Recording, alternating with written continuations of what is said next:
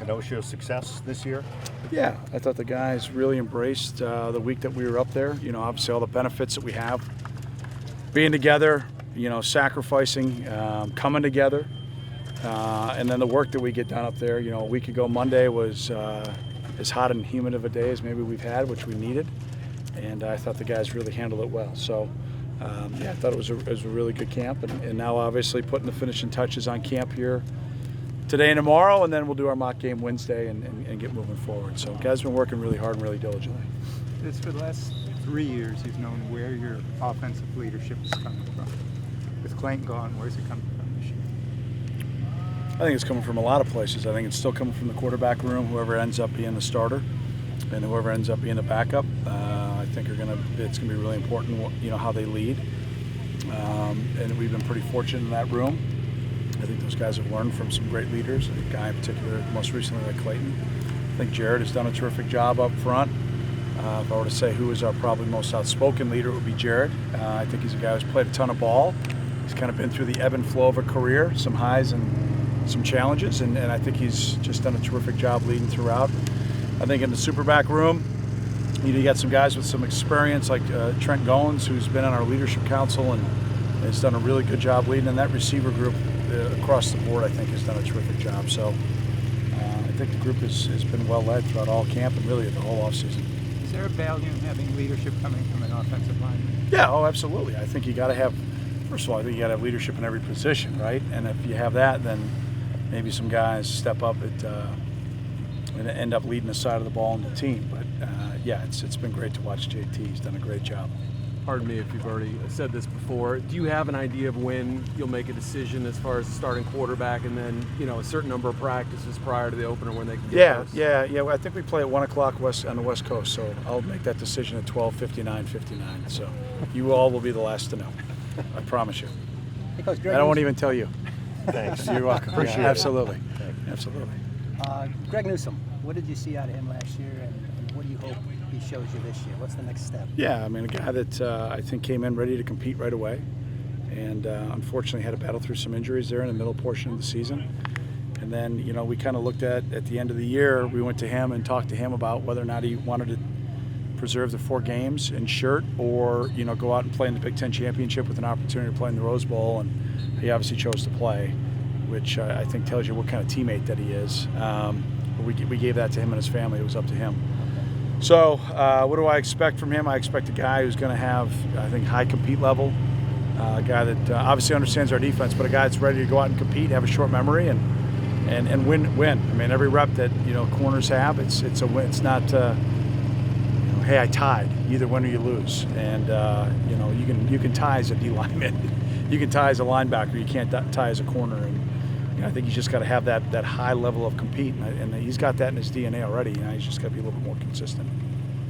With the quarterbacks, have you seen specific areas of growth since the start of camp, or even, you know, going back to the spring or something? Certain things that you've been able to say, okay, I can measure, you know, this progress with this particular. Yeah, I mean, I think, yeah, absolutely. First of all, there's the analytics side of it, right? There's the numbers, there's the completion percentages, there's the throwing on time. There's all those things that we look at from a standpoint of evaluating the plays. And then you got kind of, I would say, the more subjective side where you've got, you know, who do we think, at least initially starting the season, the guys believe can take them down the field and score and lead the offense and lead the team. And then we look at the big picture. You know, as we look at the season, you know, we've always approached it like we have to have more than one quarterback. We've been lucky sometimes. Last year, obviously, in the beginning part of the year, we had to play 2. Yeah. You know, in the past with Kane and Trev, we played 2. So, I mean, we'll do whatever it takes to win. And then we've had years like with Danny and Mikey and Clayton when he was healthy, and you know, the whole crew that we've had that have gone, you know, been our starter and been healthy. So, college football, you got to have more than one ready. But you know, we'll see how the thing finishes up here in camp. Coach, when you look at the season opener, obviously the same team you played 4 years ago.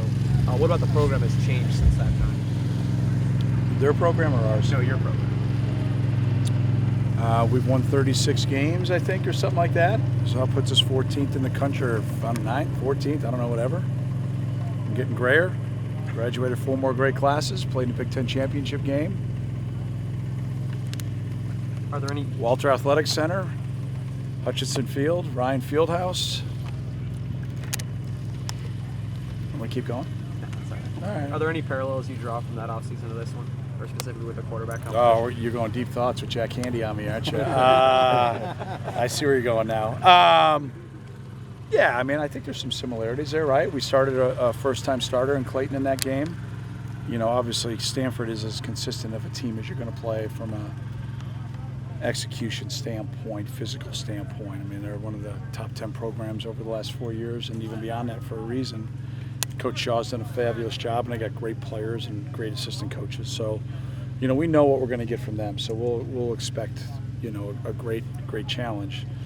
You know, for us, we just got to keep getting better here these next 2 weeks as we get ready for the opener. You know, just because you go into a game week mentality next week doesn't mean that the improvement is over. And if last year's team was any indication, we've got, I think, a team that's learned that we got to keep getting better. You got to keep improving every day, and hopefully we'll continue that path. And then obviously Stanford, the team you compete with for recruits, and on the field 2 times now in the last 4 years.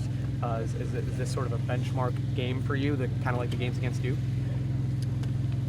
Well, I think every game is a benchmark game. I think that, you know, we have so much respect for the job that Coach Shaw has done and their program. And, you know, we get compared a lot, but as always, every program's different, right? We're not the same, and that's not a negative. It's just everybody's unique. So I think from a standpoint of, you know, wanting to be the best, you got to beat the best. And, you know, obviously in the non-conference, I think we've been pretty consistent with who we've tried to play and the type of mindset that we've tried to have. It's obviously increasingly more difficult to schedule games now, you know, with the 9 league games for us. But, you know, it was a huge challenge a couple of years ago, and it'll be a huge challenge even more so being on the road this time. And Coach, has Charlie Mangieri carved out a role yet? What do you think his strengths are as a super back? Yeah, I think Charlie's really talented. I think number one, I think he's physical. I think he's got just increasingly getting stronger and stronger. I think he's got great confidence. I think he's a guy that can play our superback position and everything that we ask him to do. Absolutely, he's carved out a role. I think he's a guy that's going to have a huge impact on our team. And you know, he again, a guy last year that came in probably not expecting to have a lot, and you know, his role obviously was steadily increased. So really proud of him. He's done a great job, and expect high things from him as we move forward in his career. You got a position group that you think has taken a big jump since the start of last season? Or even since the start of camp this year? Yeah, you know, I think a lot of the positions, Dave, have really improved. I think, number one, the leadership is in a really good spot.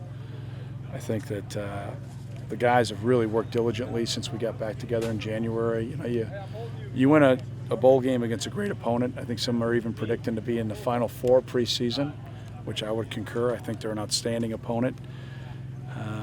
And you have the sour taste in your mouth of being a win away from going to the Rose Bowl. It's highly motivating, you know, and I think the guys have taken that to heart and have really worked diligently. Every practice they've come out and gone to work. And that was the way I felt throughout the whole offseason, too. I don't think there's been a group that hasn't shown up ready to go.